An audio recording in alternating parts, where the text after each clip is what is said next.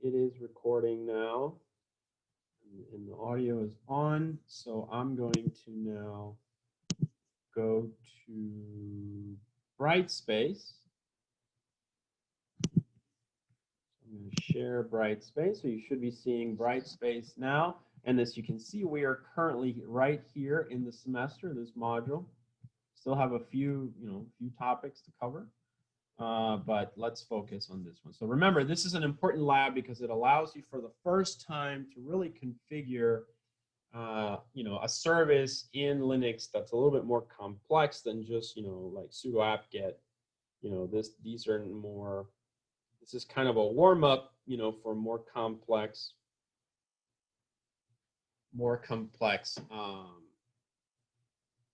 services that you might have to configure in the future. So let's go ahead first. And so I went over the lecture last week of DNS. Today I'm just going to focus on DNS, the PDF, right? And we're going to go back to that, but now look at part 2. Right? So we're going to look at part 2. So I'm going to click on this item, and you can see here, as you know, you're already working on the lab overview. Hopefully you've read through chapter 15 already of your book, and you've configured part 1, right? So part 1 of the lab was to set up the local DNS server. So I'm not going to talk about this anymore, but this was the network as you should have it. Remember, this also involves multiple VMs. So you have a user machine, which is the DNS client, local DNS server, which is the DNS server. So basically, user machine will need to contact local DNS server whenever it wants to do a query. And now for this lab, to make it fun, we're going to introduce an attacker, right? So the attacker is going to try to disrupt the way DNS works. And hopefully by taking a look at that, we'll have a better understanding of, DNS operations, basically. So on Wednesday, you should have configured all the DNS settings of this, and this should be working now. So configure the user machine. You should have also set up a local DNS server, all of these steps, right? The zones that we've already talked about in the lecture, all of this should have been done by now. And today we are basically here, right? So lab tasks, or part 2, attacks on DNS. So this is what will make this fun, but I'll explain this. I'll provide all the things that you need, so you should be able to do this easily. Okay, so I don't anticipate any problems. This is a pretty straightforward lab, to be honest. And so let me just go over my notes. I know that I've covered this already. Yes.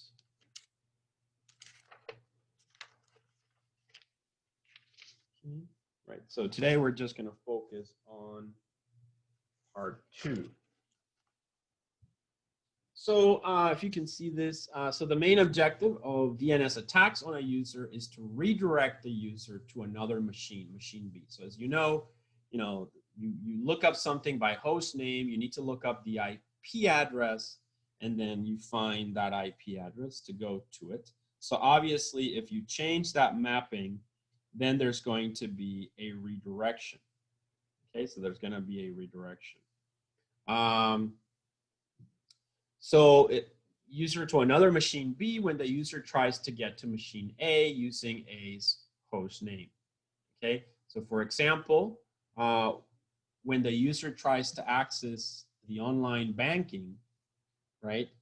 If the adversaries can redirect the user to a malicious website that looks very much like the main website of the bank, the user might be full and give away password of the account. So that's obviously always, kind of scary, right? That you don't look at the URL, you just kind of type, and then you get to something that does look like your bank, and you put in your login, and then they can steal your information.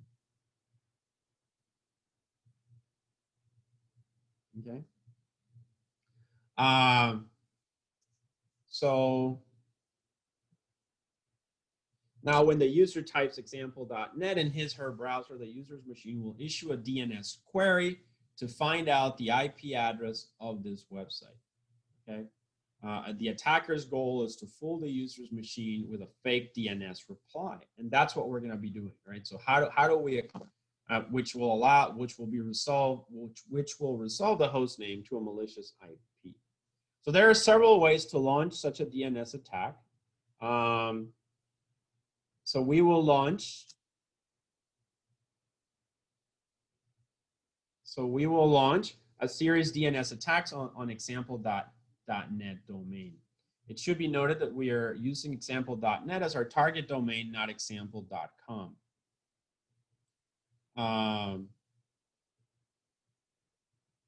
Okay. So here are the tasks that you have to complete. Okay, so you have to complete this task, which is 3.1. So make a note, right? So write down on your sheet of paper the homework. You have to complete this one. This is what I consider problem 1. Okay, this one. Then you also have to complete 3.2. This is what I consider. So the first one is called modifying the host file. Right, so we'll talk about that in a second. The second problem is this one, 3.2, directly spoofing response to the user. Okay, so you'll have to complete this one. We'll talk a little bit about it in a second. And finally, the third one, 3.3, DNS cache poisoning attack. Okay, so we'll go over that one as well. And that one stops here, right? So that's it. So you're not responsible for 3.5, okay? DNS cache targeting the authority section. Okay, we'll not work on that one. So just the first 3 problems, okay? Ignore this one, targeting another domain. You can work on these if you'd like, that's up to you.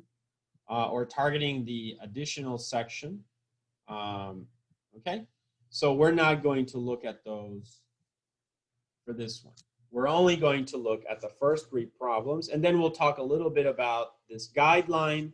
This will be a first time, I guess, that we're going to be looking at SCAPI in this class 372, but we'll take a look at it later on. I'll just talk briefly about this. And then remember, your submission, as always, students need to submit a detailed lab report to describe what they have done, what they have observed, and how they interpret the results. The report should include evidence to support the observations, and that can be packet traces, screen dumps, screenshots, basically, right? So usually have your screenshots there that show evidence that you've completed the task. And of course, please always include important commands that you used, important code if you wrote some Python code, etc., or Bash code, whatever it was. Okay. So that's pretty standard. You guys know about that. So again, there's 3 problems. This lab now will be due a week from Thursday. Okay, keep in mind. So this lab will be due a week from Thursday, given that that includes part 1, what you did Wednesday. What you did Wednesday of last week, and now this second part, the attacks, which you will work on this Wednesday. Okay. So today in the lecture, I should be able to complete this discussion and give you all the commands and everything so that you can complete the task. So let's take a look at the first one, right? So the first one, 3.1, okay, this one called modifying the host file. So if you remember in the lecture, we said that the DNS process, the first thing that it does before it queries anything outside of the computer, it actually looks in Linux at the etc host file. Right? It looks at this file in root etc host, and it's going to look in that file for mappings between IP addresses and host names. So if it finds the data there, then that's it, right? That's it. So in this problem, this is actually the easiest problem. Sometimes I have to tell students that this problem is as easy as they read, okay? So it's because sometimes students, try to overcomplicate it a little bit, actually. So let's just read through the problem. The host name and IP address, pairs in the hosts file, which is this one, etc host, are used for local lookup. They take the preference, and they take preference over remote DNS lookup. For example, if there's the following entry in the host file, for example, example.net, and then 1, 2, 3, 4, then basically example.net will be resolved to 1, 2, 3, 4. Okay, that's basically it. That's all that happens. So if this entry is there, like if you look up this in the browser or with Dig, you find the IP there, and so you don't have to do a DNS lookup or a DNS request. Now, if attackers had compromised the user's machine by other means, let's say that an attacker was able to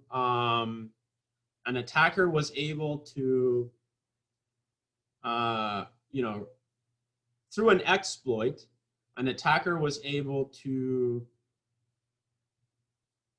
hack your machine, right? Get some kind of a reverse shell, right? And get access to the computer.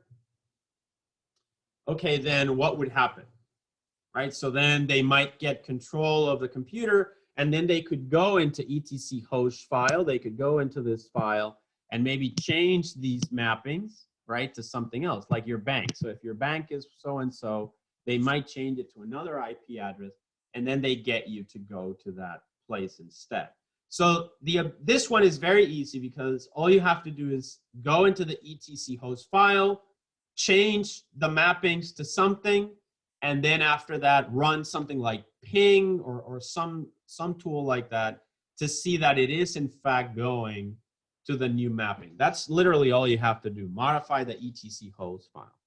So we can read through here. It says, if attackers have compromised a user's machine by other means that you don't have to implement in this lab, they can modify the host files to redirect the user to a malicious site whenever the user tries to access something like example.com. So assume that you have already compromised the machine. Please try this technique to redirect to bank32.com or to redirect bank32.com to any IP address that you choose, right? So whatever you want it to be. It should be noted that etc host is ignored by the dig command, but will take effect on the ping command and the web browser. So compare the results obtained before and after the attack. So what do you have to do? You have to go in, right? Change, whatever you want, make this whatever you want, bank32 or something. Change it to an IP, like 1, 2, 3, 4, and then put in the entry in etc.host. Then you will go to the terminal and ping example.net, and it should resolve to 1, 2, 3, 4. Or if you do a web browser, example.net, it'll also take you to 1, 2, 3, 4. Dig, as it says, it won't. You might want to run it just to show the screenshots, but that's all you have to do. There's nothing else that you have to do. Does this make sense? Are there any questions? No questions. No questions, right? This one, as I said, it is the easiest one.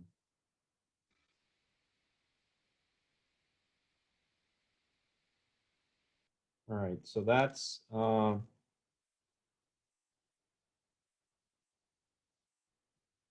okay, great. So that's problem number 1. As you can see, you could literally do this one in 10 minutes. Right, that's the easier one. The other ones are a little bit more involved, okay? The other ones are a little bit more involved. The idea with these, let me open up the whiteboard.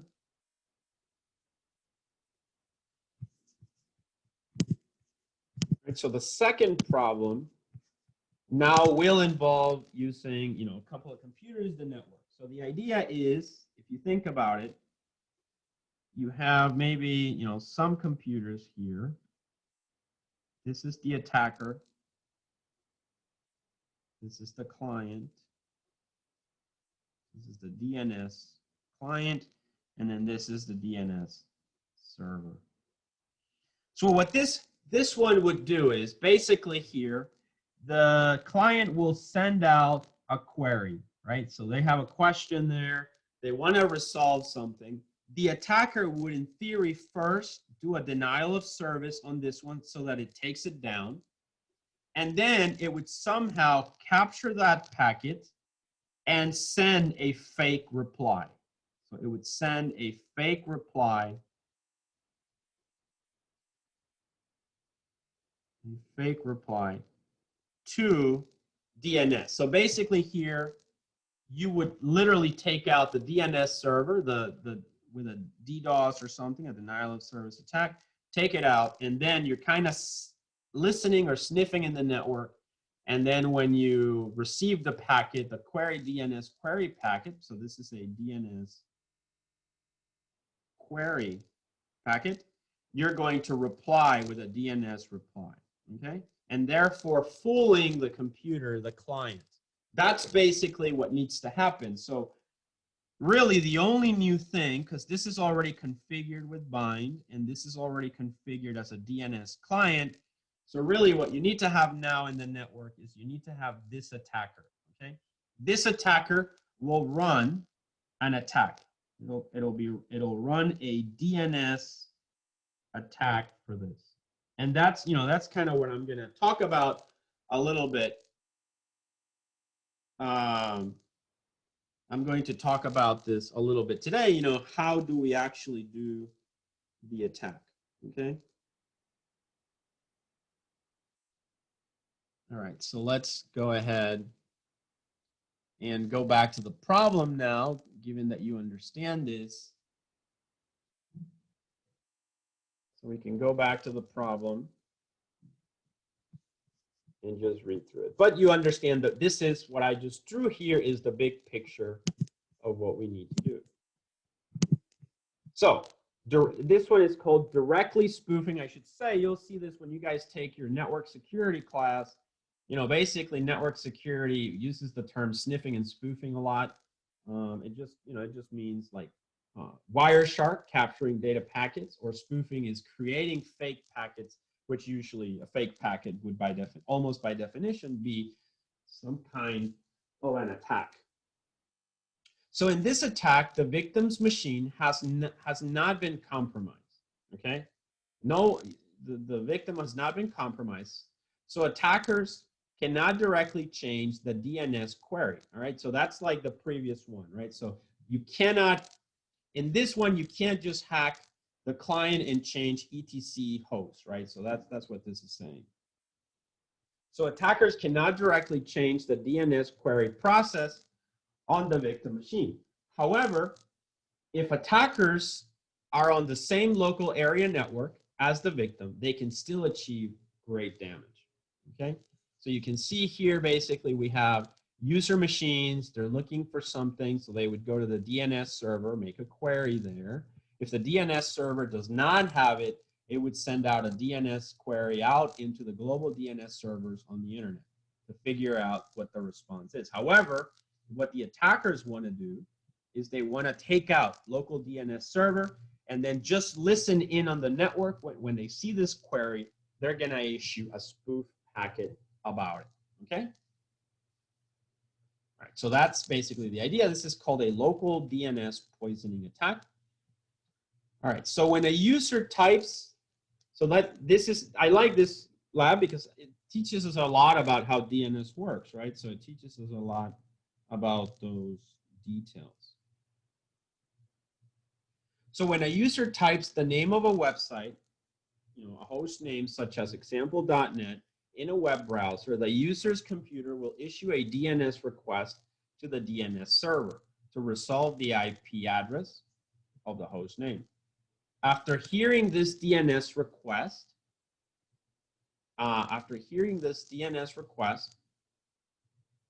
the attackers can spoof a fake DNS response, as I just explained. And the fake DNS response will be accepted by the user's computer if it meets the following criteria.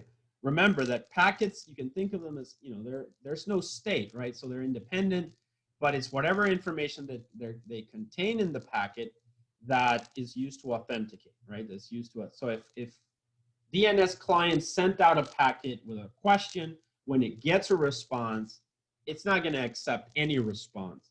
It's expecting certain information to be in that packet itself. So that's what this is saying. The fake DNS response will be accepted by the user's computer only if it meets the following criteria. So what is the criteria? So the source IP address must match the IP address of the DNS server. But all of these things can easily be spoofed. That's one of the things that you will learn in 454 and your network security class, is that can actually, it's trivial to do. You can create fake packets. The destination IP address must match the IP address of the user's machine. So the destination IP address must match the IP address of the user's machine. The source port number, UDP port, must match the port number that the DNS request was sent to, usually port 53. The destination port must match the port number that the DNS request was sent from, probably a high number, right? Like, 4,000 and above. There should be a UDP checksum that it must be correctly calculated.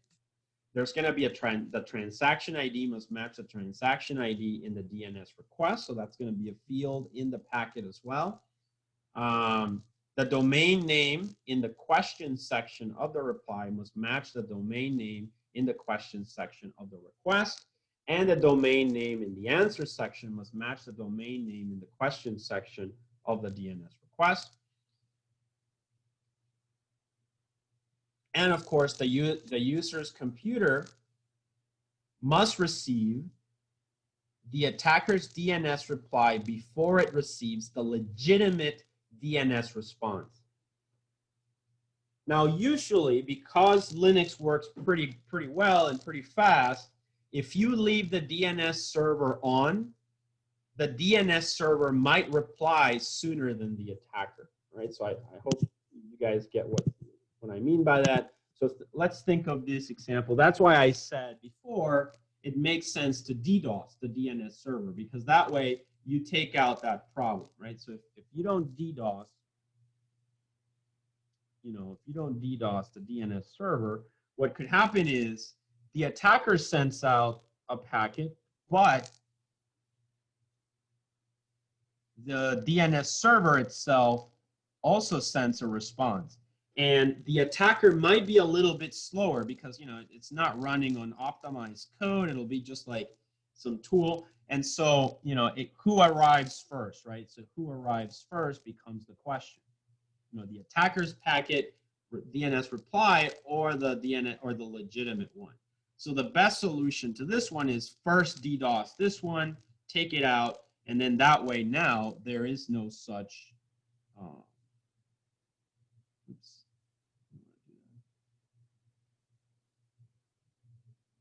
there is no such DNS reply, okay? And so that's what the last part of this is saying.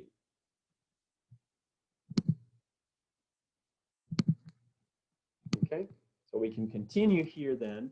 So to satisfy, so that's the last part, bullet number 9. The user's computer must receive the user's computer must receive the attacker's DNS reply before it receives the legitimate DNS response. Okay. To satisfy the criteria 1 through 8, the attacker can sniff the DNS request message sent by the victim. They can then create a fake DNS response and send back to the victim, okay, before the real DNS server does. So that's basically, you guys have used TCP dump, you have used Wireshark several times this semester. The idea is you grab the packet, imagine, and then you make a copy of the packet, a new one. You modify some of the fields of the packet, and then you send it out into the network. Okay, so that's usually what that means. So you send it back to the victim before the real DNS server does. For us to do this, there's a couple of ways that we can do this. We can do this with a tool that's already in your seed VM called NetWalks. So it's called a NetWalks tool, and it's a tool that has many attacks. The attacks can be referenced by number, so 105, for instance. Now, there's a couple of ways of interacting with NetWalks. There is NetWalks, which is the command line version, and there's NetWag, which is WAG, which is the GUI-based interface. So either one you can start and you can play around with it, but pretty much here the command is given. So the idea then is the NetWalks tool 105 will provide a utility to conduct the idea of sniffing and responding. So basically you're going to turn it on It'll be listening like Wireshark. When the query comes in, it'll hear it, grab the packet, copy it, change the parameters, send it back into the network, okay? Now, you don't have to run a DDoS on your DNS server. You can just simply turn off that machine, right? If you turn it off, then it's off, and then that way you should be able to be successful in your attack. We can make up any arbitrary DNS answer in the reply packets. Moreover, we can use the filter field to specify what kind of packets to sniff. For example, we can do something like, you know, in the filter, source host 10.0218. This assumes this is the IP address of your DNS client. So obviously it'll change for all of you depending on what your setup is. But source host just means that the IP comes from that, sorry, that the packet comes from that IP. We can also limit the scope of our sniffing to packets only from host 10.0218. All right, so how do you get access to the command? Here it is. This is 105 network. So on the terminal, all you have to do is go into the terminal. You will need sudo privileges. So you will do sudo networks 105. You can see the usages here. And then you have these fields. You'll play with this information. My recommendation is start with netwag, right, and start playing with that. One advantage of netwag is as you're playing with it, it starts to also construct the command line version of the command. So it should be pretty helpful. And then here it gives you the parameters such as host name, data, or host name, and the data, host name and the IP, and various other things that you can take a look at. You won't necessarily need all these parameters. I will provide an example a little later on how to use this. So while the attack program is running, right? So you have to turn on the program. On the user machine, you will then have to go and do something like you can run a dig command, for instance, on behalf of the user, right? For whatever host name you're trying to resolve. So this command triggers the user machine to send out a DNS query to the local DNS server, which will eventually send out a DNS query to the authoritative name server of the example.net domain. If the cache does not contain the answer, if it does contain the answer, if your attack is successful, you should be able to see your spoof information in the reply, okay? Compare your results. One recommendation is that you use IPs that are really odd and non-existent. So for instance, use like 1234, right? Always ping 1234 to make sure you don't get any replies, that it doesn't exist. Then after that, use, you know, IPs like that. You know, students in the past, they like to use things like 4030, 2010, 1234, 4321. So make sure, just ping them, make sure they don't exist because they might interfere with your assignment.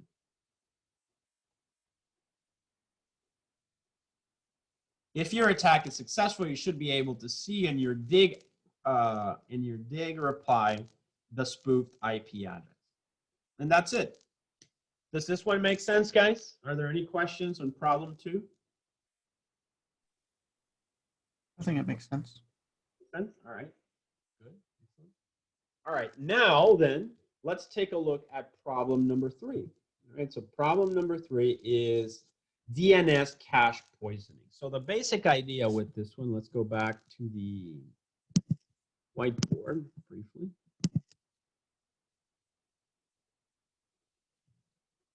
Okay, so in this one, let me create a new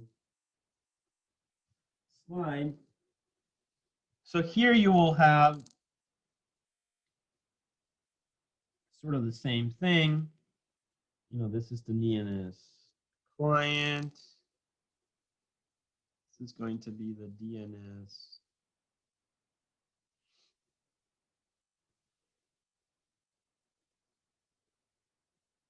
server. And this is the attacker. So here, the goal is that the DNS client, again, is going to send a DNS query. But this time around, instead of the attacker responding directly, the attacker needs to poison the cache, right? So what that means is the attacker needs to put in the DNS server an entry for whatever the query is. Therefore, when the query comes into the DNS server, then it'll send the reply back. All right, so the attacker and the DNS client do not interact. Instead, the attacker only interacts now with the server itself. So it needs to poison the cache, and that, the cache is, imagine it's some kind of a text file in there that contains information of entries, and so that's the goal of this attack. This one is a little bit the harder one of the three, okay, but it's also pretty much pretty doable. Okay, so this is the problem 3. Okay, and then this one was problem 2.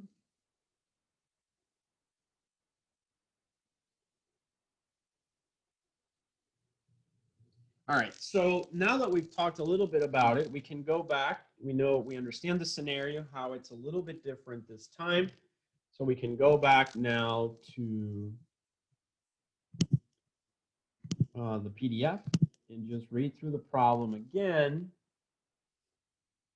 So 3.3, the DNS cache poisoning, right? So as the name implies, so this is the attack. So the above attack targets the user's machine.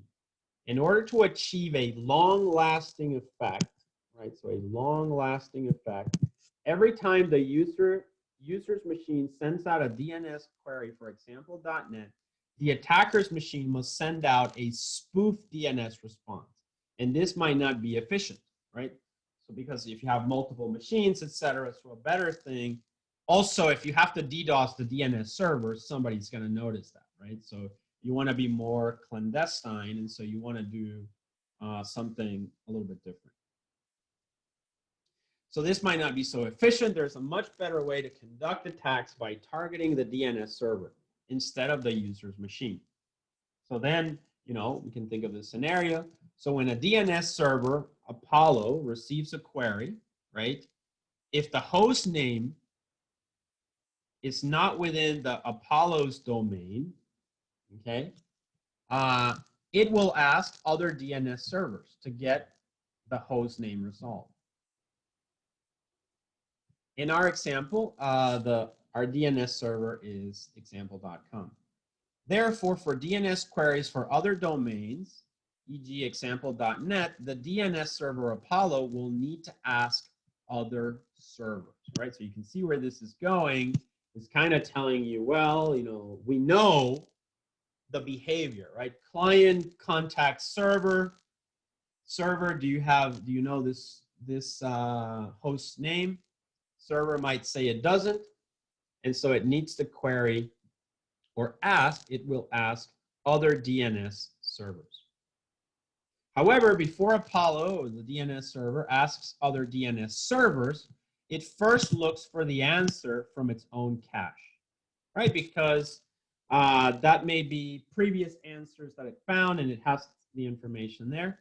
So if the answer is there, the DNS server Apollo will simply reply with the information from its cache.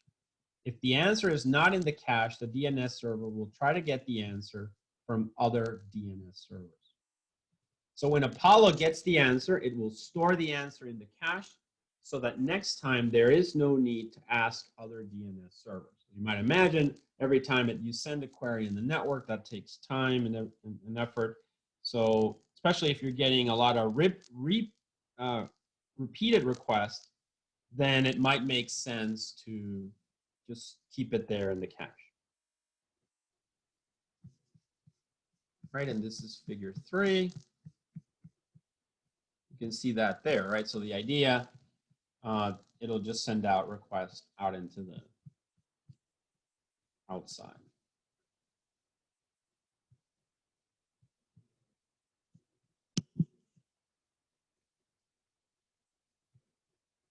Therefore, so now we can see, therefore, if attackers can So now the idea is, what does the attacker do? How is the attacker going to exploit this, right?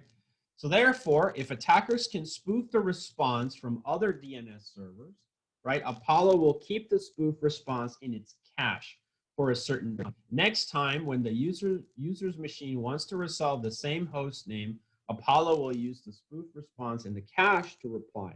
This way, attackers only need to spoof once, and the impact will last until the cached information expires. And this attack is called the DNS Cache Poisoning attack.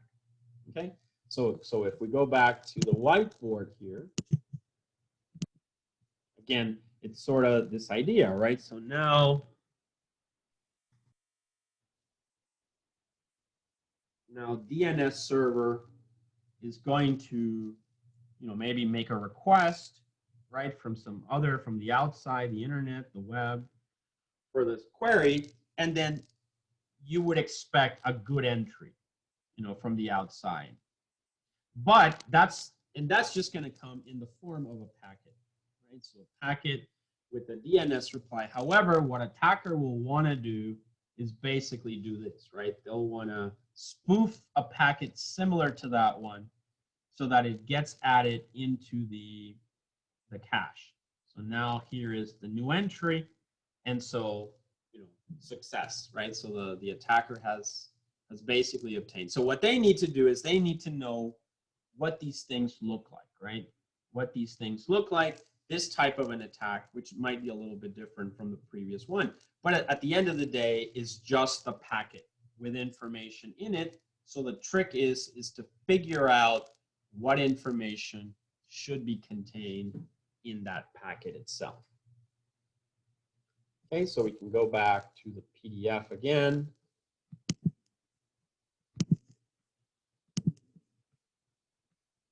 All right, so we can see then, therefore, if attackers can spoof the response from another DNS server, Apollo will keep that information. Now, we can use the same tool, NetWalks 105. So notice it's the same one, NetWalks 105. And now we just use NetWalks 105 again for this attack. Okay. Before attacking, make sure that the DNS server's cache is empty, right? So that's one important thing. Just you want to make sure. Remember, this, it's not about you guys becoming hackers. You really just want to understand how DNS works in this scenario. So you can go ahead, make sure the DNS server's cache is empty. So you can flush the cache using the following command. So obviously you're going to run this on the DNS server that you configured with bind. You can see the command right there. Now the difference between this attack and the previous attack is that we are spoofing the response to DNS servers now, right? So we need to set, so we set the filter field to source host 192.168.0.10, right? Which you would assume is the DNS server basically, okay? You can assume it's the DNS server. Yeah. All right, so I don't know, that's inconsistent in the PDF, but it's basically you're sniffing now for the queries from the server itself. So the difference between this attack and the previous attack is that we are spoofing the response to DNS server now. So we will set the filter field to source host and whatever your IP is for your DNS server, which is the IP of the DNS server. You can see that stated clearly there. We also can use the TTL field, time to live, to indicate how long we want the fake answer to stay in the DNS server's cache. After the DNS server is poisoned, we can stop the NetWalks 105 program if we set TTL to about 600. Then the DNS server will keep giving out fake answers for the next 10 minutes. So you have basically a window of 10 minutes to make this attack happen. Remember that in your lab, you need to show, screenshots that you got it to work, right? That's, so it's a little bit time sensitive. Don't go get a cup of coffee because you only have 10 minutes. All right, so note, please select the raw. So the raw in the spoof IP field. So that's just some of the parameters in the netwalks command. Otherwise, netwalks 105 will try to also spoof the MAC address for the spoofed IP address. Okay. To get the MAC address, the tool sends out an ARP request asking for the MAC address of the spoofed IP. This spoofed IP address is usually the IP address of an external DNS server, which is not on the same LAN, so you will not be able to get it then. Therefore, nobody will reply to the ARP request, and the tool will wait for the ARP reply for a while before going ahead without the MAC address. The waiting will delay the tool from sending out the spoof response, and so it might just make your life harder. If the actual DNS response comes earlier than the spoof response, the attack will fail. That's why you need to ask a tool not to spoof the MAC address, right? So just follow those instructions.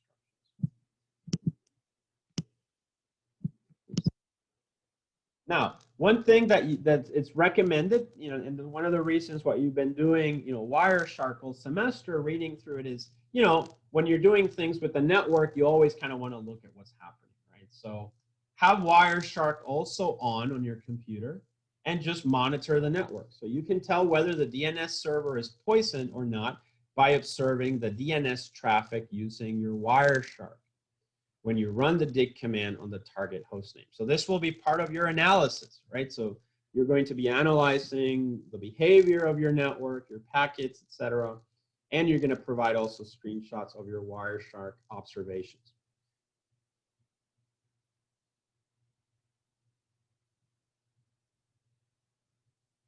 Okay. You can also dump the local DNS server's cache to check whether the spoof reply is cached or not. So to dump and view the DNS server's cache, you can issue the following command. Okay, so this will just create a copy of the cache, whatever is in the server. So just by running this command here, right, you'll dump the cache in a file called dump db there, and then you can just view it just by doing obviously cat, and it's going to be in the folder var cache bind dump. Okay, make sense? And that's just so that you can also view the data.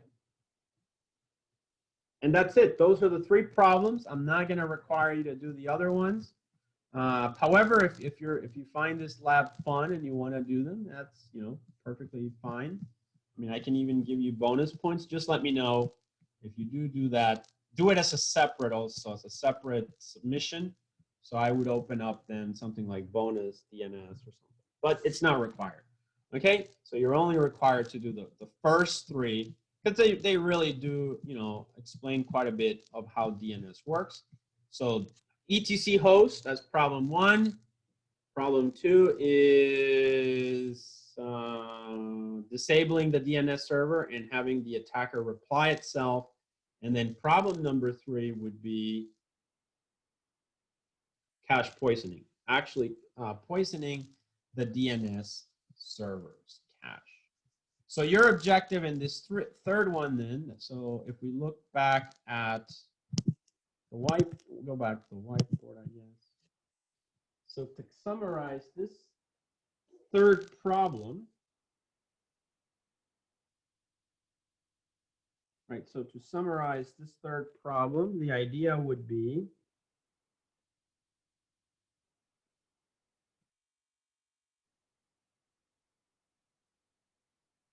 right, there's going to be some kind of a data that's requested. This has to have it, but it doesn't have it. So you look outside, and then the attacker is listening kind of to this, and then they poison the cache of your computer. And then when this one gets a reply basically back from the server like that. Remember, this is the server.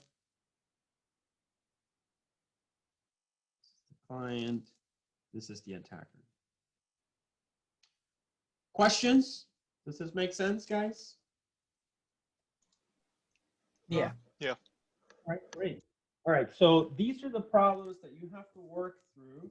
Let me just go through a little bit more. Okay, I want to give you now, basically what I was doing now was kind of laying out how you need to do the problems. Now I'm just, if there's any additional commands, etc., let me just provide those for you. All right, so let me open up a new here. So obviously, I think the first problem is very easy. So that one requires very little information. You can pretty much do it.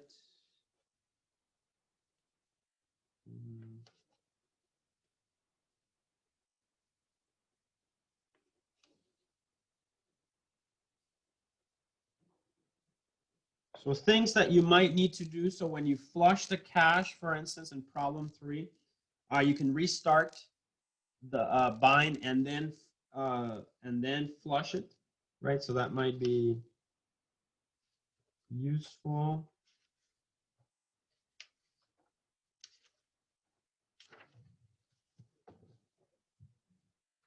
Okay.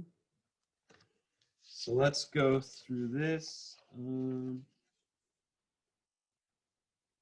So you do your configuration. Remember that when you configure bind, you must configure it with the right IP addresses. Otherwise, nothing will work. So kind of in summary for problem 1, what will you do? You'll go to etc, nano, etc hosts, and then, you'll open the file, and then you can do something like 1.34, and then you can do www, whatever it says, bank32.com or something like that. Pick your own, and then all you have to do is, run ping. If you run ping, say you run 3 pings or whatever, and you do www.bank32.com, what would you expect to get down here?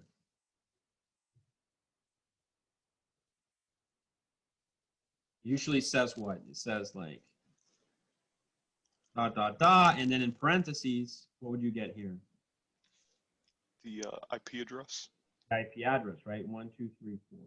This is what I will be looking for, okay? So you need to have a screenshot of this one and a screenshot of these 2 outputs so that I know that this is the IP that you created for the mapping, and then I will see, oh, okay, they did get the 1, 2, 3, 4. Usually I ping these addresses myself also. So that's it. I mean, it is literally this simple, okay? So that's how simple that one is.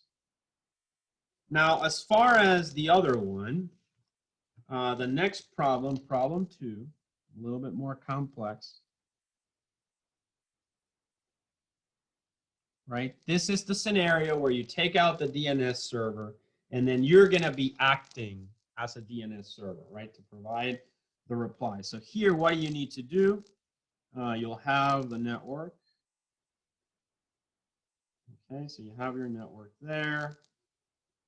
And then the first thing is just turn off DNS server. This is DNS client. This is attacker. So turn off. That's equivalent to simulating a denial of service. You took it offline. Then this one is going to be sniffing. This one, you're going to come in here, the attacker, and now on the terminal, you need to run sudo netwalks 105. Okay, 105. Now, there's a few fields in there, so I'll just give you some of the fields. So for instance, you say -h. So what's going to be the host name that somebody's going to query? So let's say it's going to be that bank32. Okay, so this double quote. Let me actually, this is a long command. So let's do it like that. So sudo, this is attacker. sudo networks.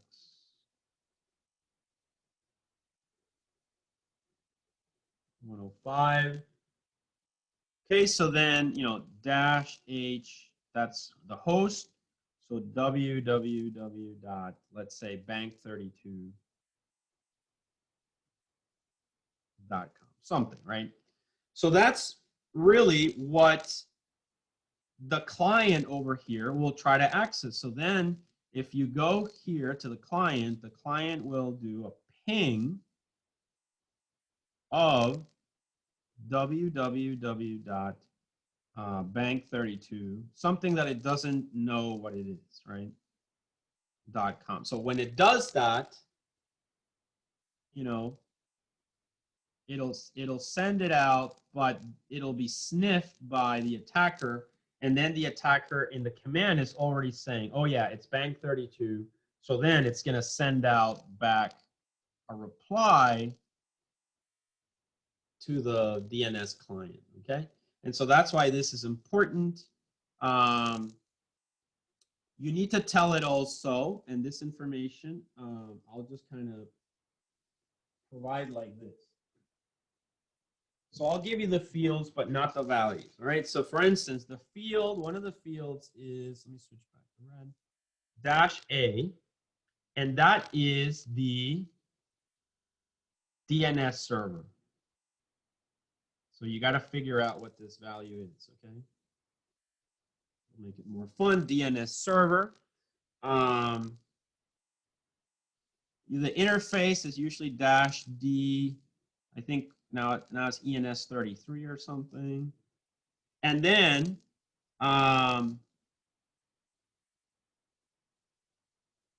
there's a -A, and that's an IP address. You got to figure that one out. And then finally, there's the -F, which is the filter, right? So this is the filter. And again, it just says, okay, source host.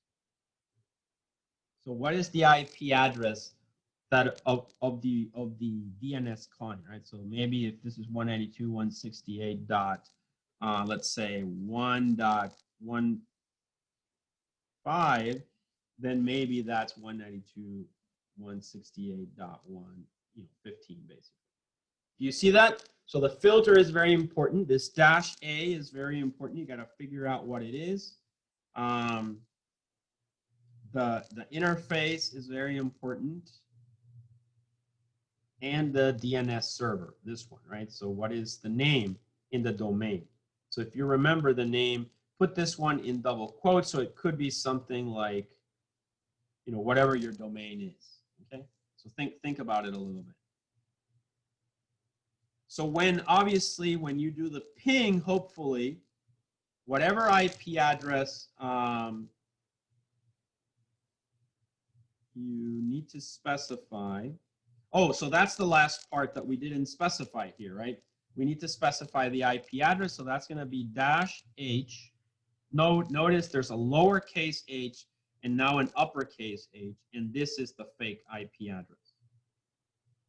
Okay, that's the fake IP address. So whenever you do this ping for this one, the response would need to say 1, 2, 3, 4.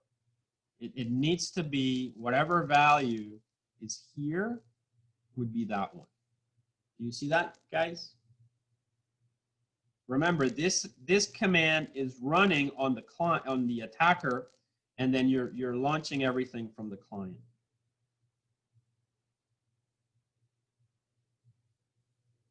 So in this case, you're going to send a spoof DNS response to the victim from the attacker.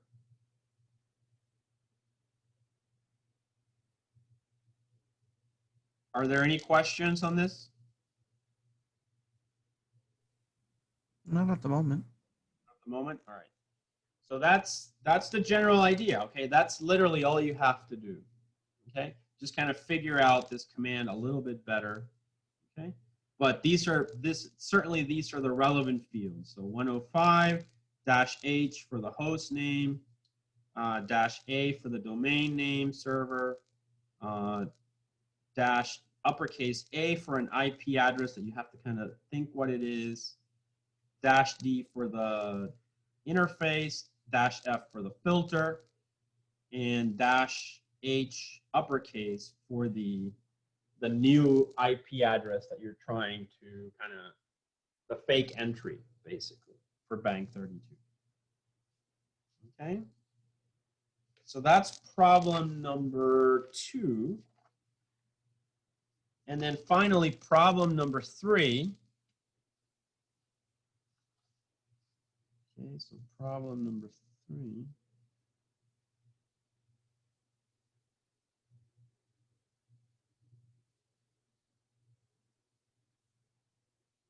Okay, again, this is the other example where we have the cache. This is the cache poisoning now.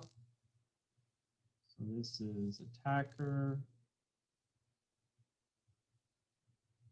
This is DNS server.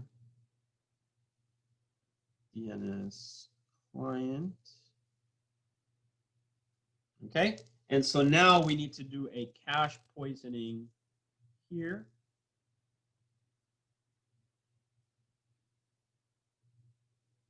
Okay. Remember, this would try to query out into the internet, right? So the idea, this is the web.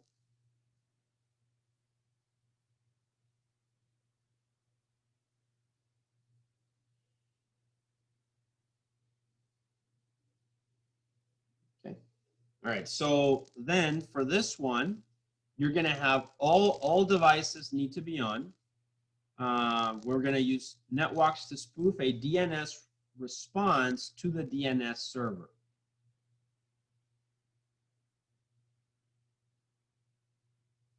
All right, so again, now the attacker, so from the client, you could do actually, now you know that DNS client will search whatever's in DNS server, right? So one interesting thing you can do is on the command line, ping. So try to ping google.com actually. So www.google.com. So ping Google itself. Okay. But obviously the return reply should be 1.2.3.4. Okay. So the fake IP address. Now that's perfectly fine because client will try to query from DNS server. So the goal of attacker is attacker needs to somehow insert in this cache. So it needs to insert in this cache an entry that is 1.2.3.4 www.google.com. That's the objective that you need to do. All right, so you need to figure out how to accomplish this task, okay? Also in this one, Wireshark is a little bit harder. Make sure you open up Wireshark. Use Wireshark in all problems, but here in particular, use Wireshark, okay?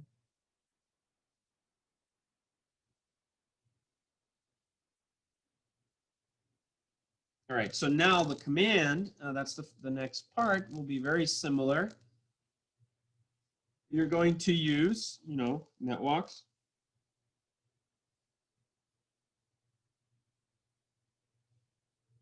Networks, 105. And again, you're going to specify -H. So what was this one? That's for the domain name, right? So www. Google.com.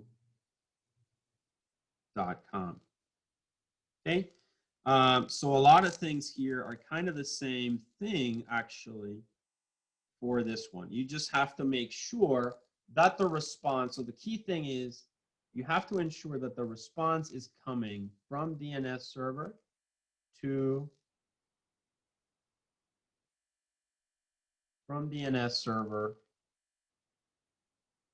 client, okay? And Wireshark can really help you with that to kind of be 100% sure that you're doing it correctly. Same things, you're going to use -H, right? The uppercase one.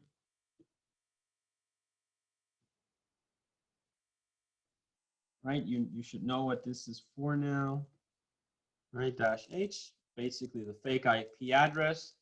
-A is the DNS. Okay, so in this case, for instance, since it's coming from Google, you would say something like nsgoogle.com.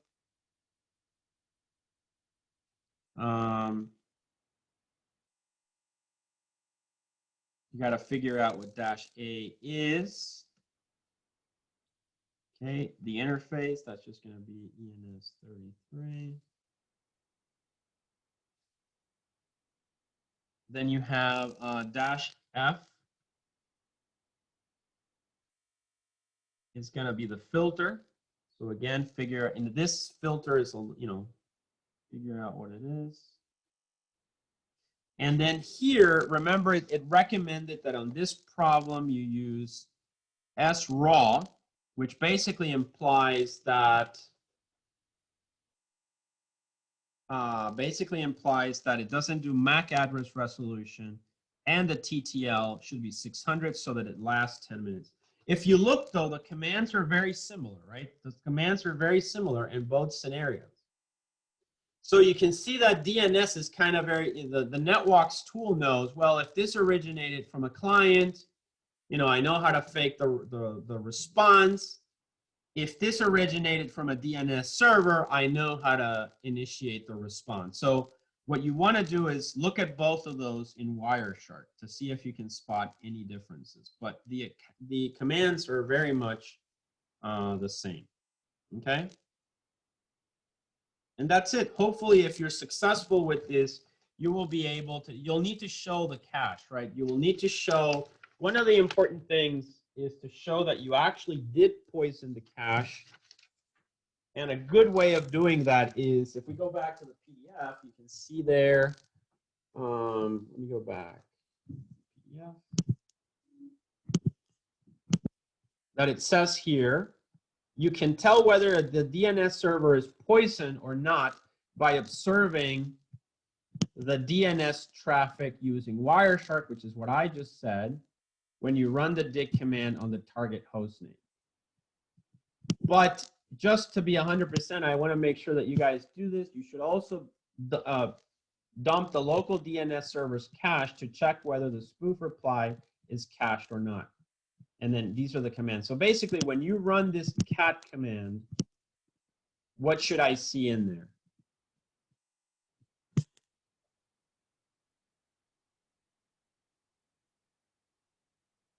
Guys?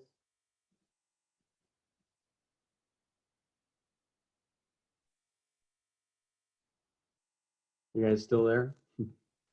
Yeah, I don't know the answer. So The fake one. the fake one, right? So remember that it's called DNS Cache Poisoning. This is the cache. So if you're successful in that attack, what's going to be in there? What's going to be in there is the thing that you inserted, right? So again, if I go back to the whiteboard over here, what's going to be in here? This one, right? 1234 google.com. Okay, that's basically that gives you all the points in problem 3 because you were successful. But I would also like to see you then kind of, from here ping or dig, and I would also want to see this, this response here. But I also want to see that cache, because that's really the best way that I know that you were in fact successful with cache poisoning. Is that clear, guys? Are there any other questions?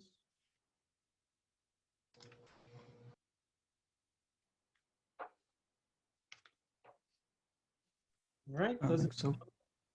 Questions. So that's really the main idea. So as I said, this is a slightly, more involved lab, but it's also a lot of fun.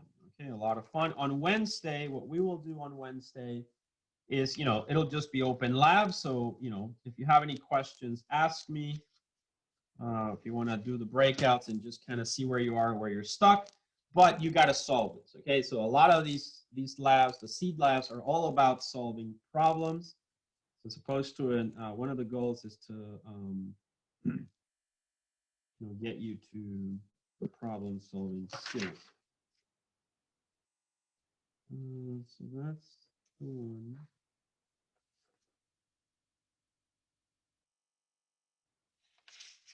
Be creative also if you'd like with other IPs, names, etc., host names.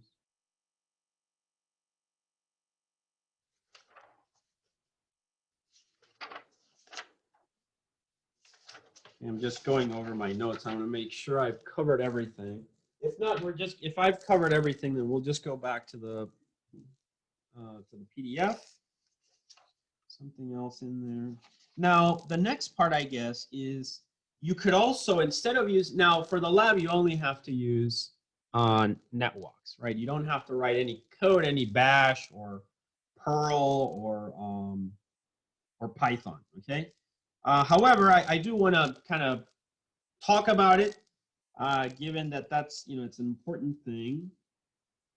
So we could do these attacks also instead of netwalks. Instead of using the netwalks tool, we could pretty much just write our own code. So what are the advantages of that? Well, the advantages of writing our own code are that we got more flexibility, right? We'll have more flexibility, more we might be able to do more things with the code. However, there's writing code in C, and then there's writing code in Python or Perl. One advantage of netwalks is that it's a little bit faster because the code is written in C, right? An efficient language. Python is an interface to C, so there's a little bit of overhead.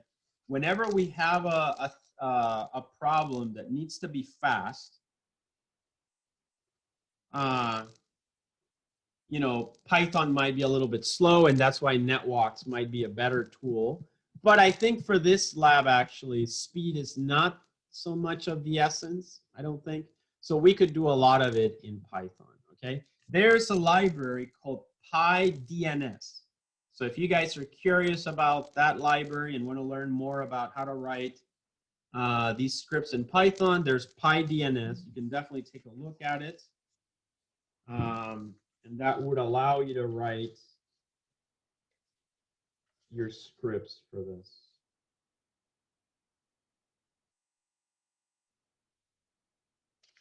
All right, so now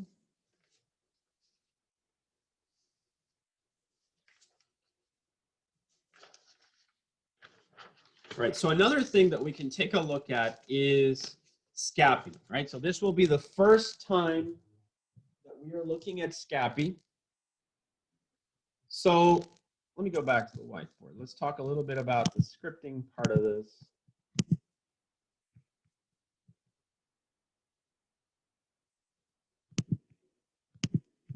All right, so now, as you know, the tool that we are using is netwalks, but it's a little bit limited. We could also try to do these with Scapy or Python, right? So Python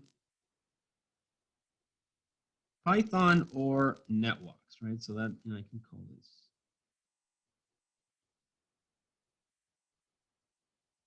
Remember that if you want to launch netwag, I think it's something like sudo /netwag. I don't remember, but I'm almost certain that if you just run that command, it'll open the GUI interface for netwalks. You might prefer that, okay? But anyway, so what I'm going to talk about now is this idea, Python or netwalks, okay? So as I said, netwalks is faster, but obviously it's a little bit more fixed.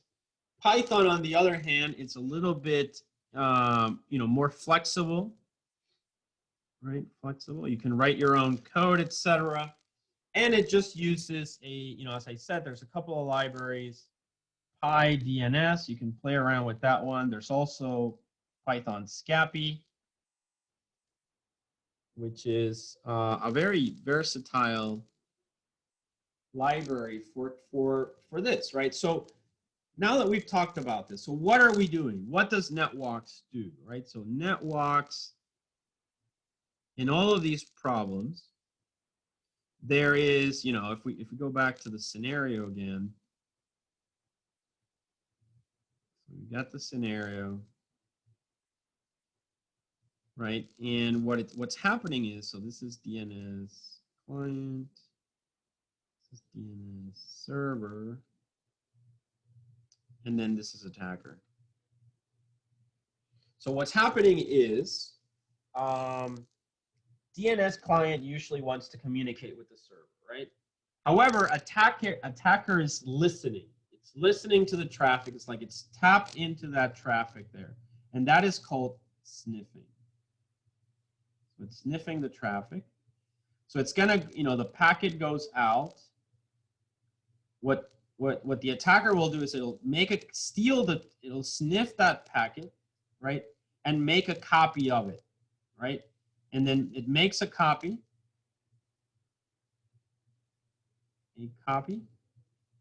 of the packet, and modifies it.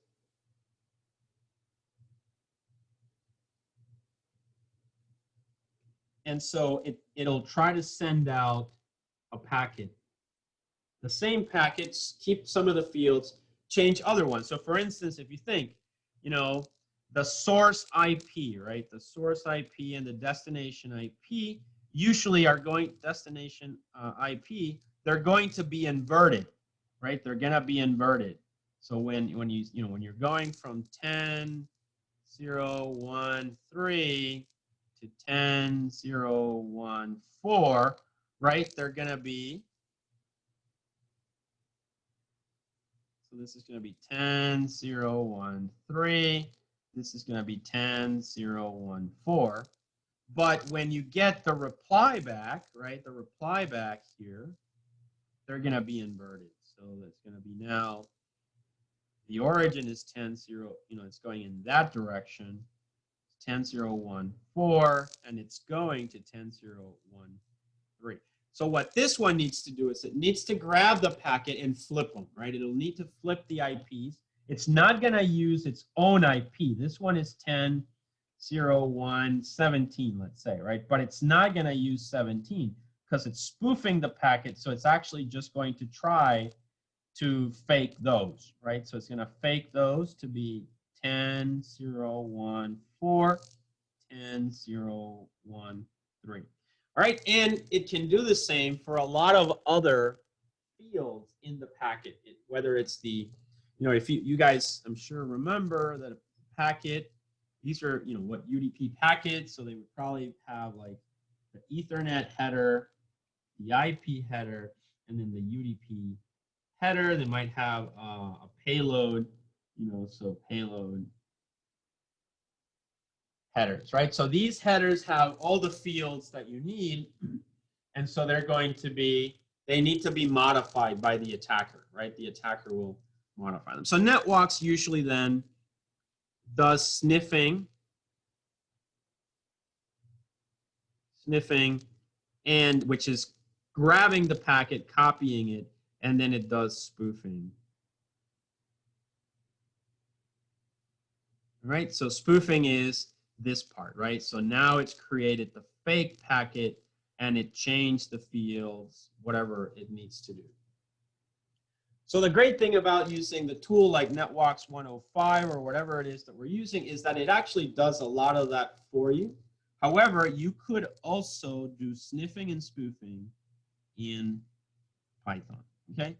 That's where I'm, you know, that's kind of what I'm alluding to. And so we can see this in your, PDF.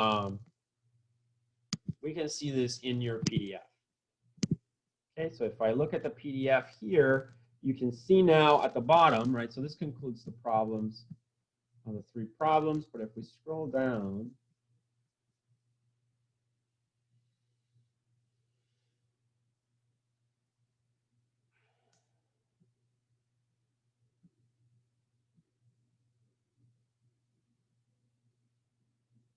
here.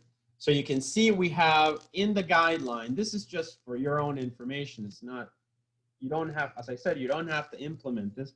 However, some of you might. So in this case, you have, if you wanted to use Scapy, right, the following sample code shows how to sniff a DNS query and then spoof the DNS reply, which is what I was saying, which contains a record in the answer section, 2 records in the authority section, and 2 records in the additional section.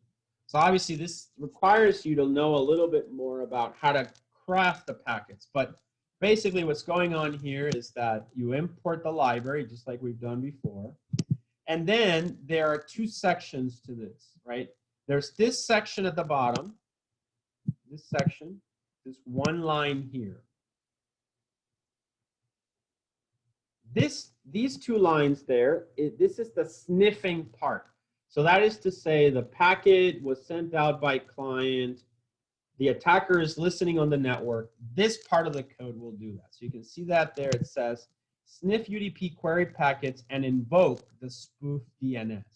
So here you can see all you do is from Scapy you called sniff and you give it the filter. Look at the filter. It just says filter any UDP packets that have a destination port of 53. So they're related to DNS, right? DNS UDP.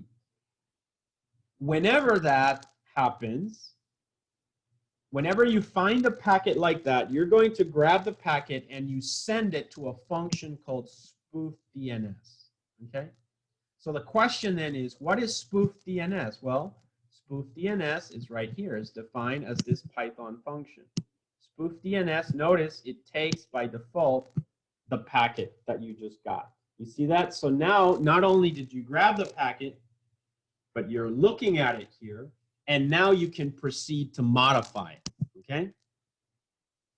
So you can see, for instance, here, you can grab the packet, right?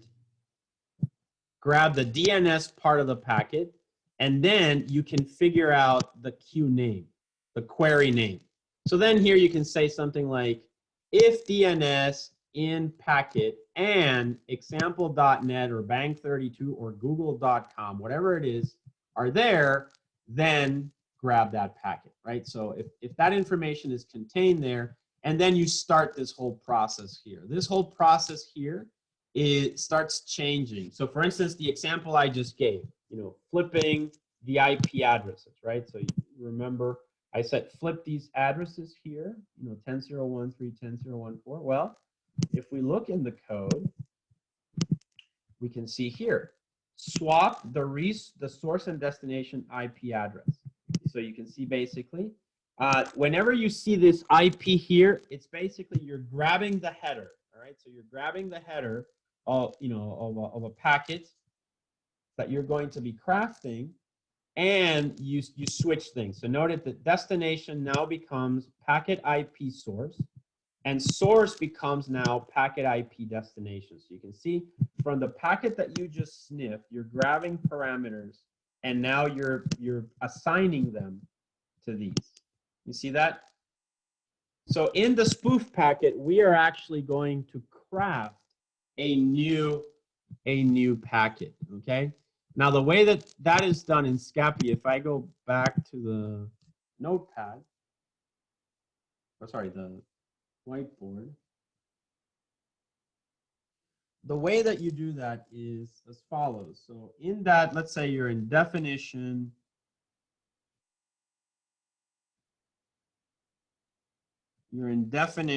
spoof packet.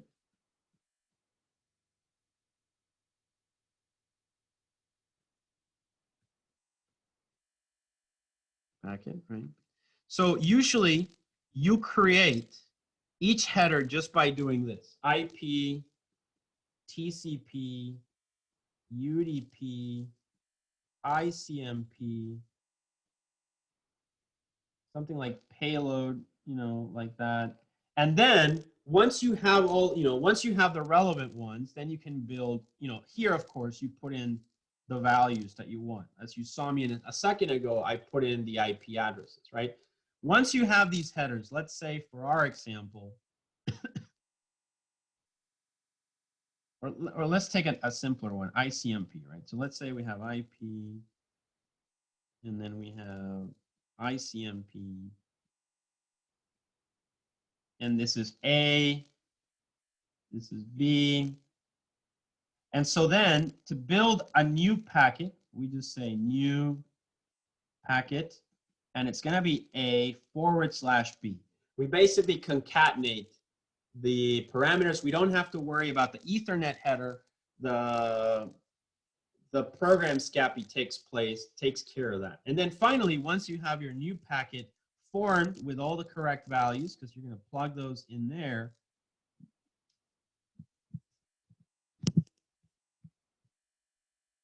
so yes, so somebody's asking me, what does the / do? It's a concatenation of, that's just SCAPI's way of doing it. We'll see it in a second, but you know, that's how SCAPI does it, basically. Yeah, all right. And then once you have this, as I said, new packet, then you would just send it. New packet. As I said, you don't have to do this for this lab, but we will see SCAPI towards the end of the semester, and in 454, you use this quite a bit. So it's important that you're at least aware of it. And that's it, guys. So that's it. So you sub first, you do the sniff. Oops. So first we do the sniff part. So let's say packet. Oops. Packet. Sniff, right? And then filter, whatever the filter is. And then we tell it send something to new packet. And then that new packet then, you know, calls, you know, it's, you know, the function, right?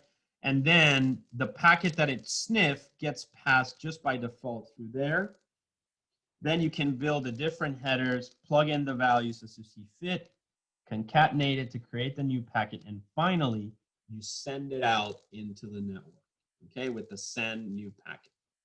This is, I wanted to do this one because the one we have in the PDF has got a lot of information, so I wanted to simplify it a little bit so that you got the basic parts of it. But now that hopefully you understand that, now we can go back to the PDF and have a better understanding of it. So if we look at it, you can see here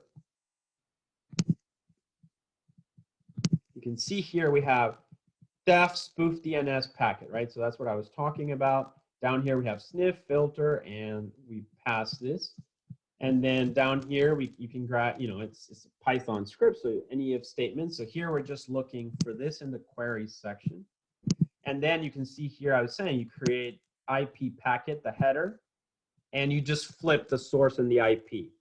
Then you create the UDP header, right? And then again, swap the source and destination port. So now it comes from, so the destination port is now the source port, and the source port is going to be 53, right? So you just flip them here. Then you're going to have some additional information. Usually this is just specific to DNS, all right? So you know, we're not going to get into this, but this would be the information that is relevant to the DNS query itself.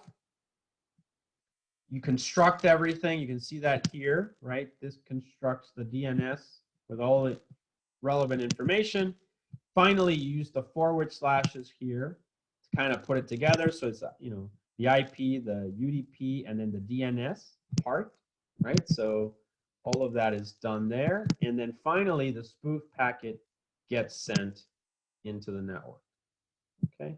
Now, if you wanted to do this, obviously you'll have to kind of read through this, but it's not required for the lab. This is more of a sort of introduction to how we can create our own packets with scripting.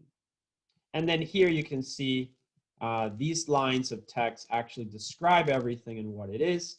So, you know, that's it. For if you want to read in further into it, you can go through it. All right, so that's a quick introduction to the lab. Later on, as I said in the semester, we will do a lab on Scapy. We'll come back to some of these ideas, but also other things that we can do with scripting and sniffing and spoofing. So that concludes the lab assignment, or the discussion of the lab assignment for DNS. All right, so if we look at where we are in the semester, as you can see, we are basically wrapping this up. Let me go ahead and create the new link. So I'm going to, oh, sorry. I'm going to create the assignment link, new assignment. So this is going to be your DNS Lab, or DNS homework, let's say. Okay. This will be due a week from today. So today is the, or sorry, a week from the 3rd. So it'll be due on the 10th.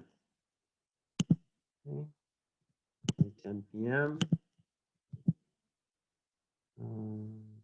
See it now. And it'll stay open until the 13th. All right, so complete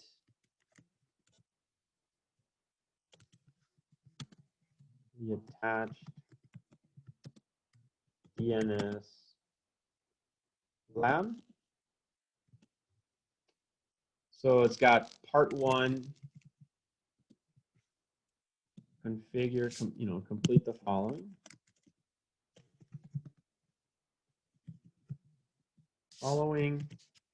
So it's got part 1 is configure the DNS server and client, right? So the server has bind. Oops.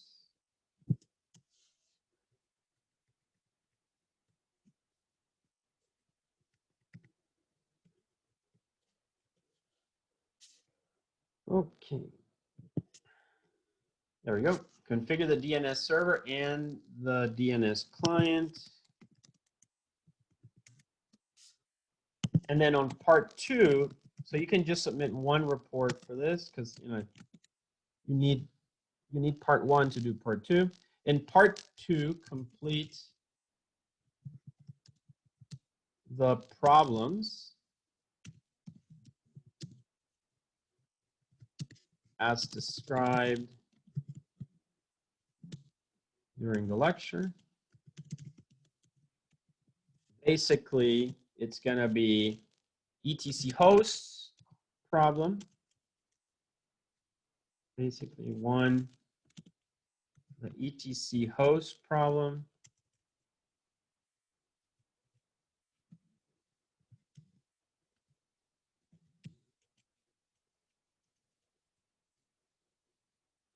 Problems as described during the lecture. I guess which are. All right, so problem 1, etc hosts. Problem 2. What can we call this one? Disable DNS server and have hacker respond to clients DNS query, right? And then problem 3, what was the name of problem 3? Had a very clear name, right? What was it? DNS Cache Poisoning. What's the name, right? Very good. Is this clear enough, guys? Mm-hmm. All right, great. So these are the 3 problems that you will be responsible for, but this won't work unless you have configured bind first. Okay, so that's basically this assignment. You should be done with this already. Okay, and then on Tuesday or Wednesday, sorry, I expect you guys to be ready to work on this. I've given you a lot of information already, but if you have questions, you want me to take a look at something, we'll use that time for that. Okay, let me save this before I lose it. Okay, and then so there's the assignment, and that's it. That's it for the lab. Next Monday, as I said, we will start most likely. Oh, we have to do user account management actually, because no, we don't have to. Not yet. Okay, we'll see. I'll figure out what works next week, but either account management or clustering, either one. One is shorter, one is a much longer topic. All right, and that's it for today. So I'll stay a few minutes. If you have any questions about anything, I'm gonna be working on grading I've graded a lot of your exams already, so some of you have grades. Some of you don't. Unfortunately, I can't grade one question at a time. I have to just go exam by exam. So the way Brightspace works, but I'll have hopefully all your exams graded by tonight. So just be on the lookout for that. Otherwise, let me go ahead and stop sharing now. I'm going to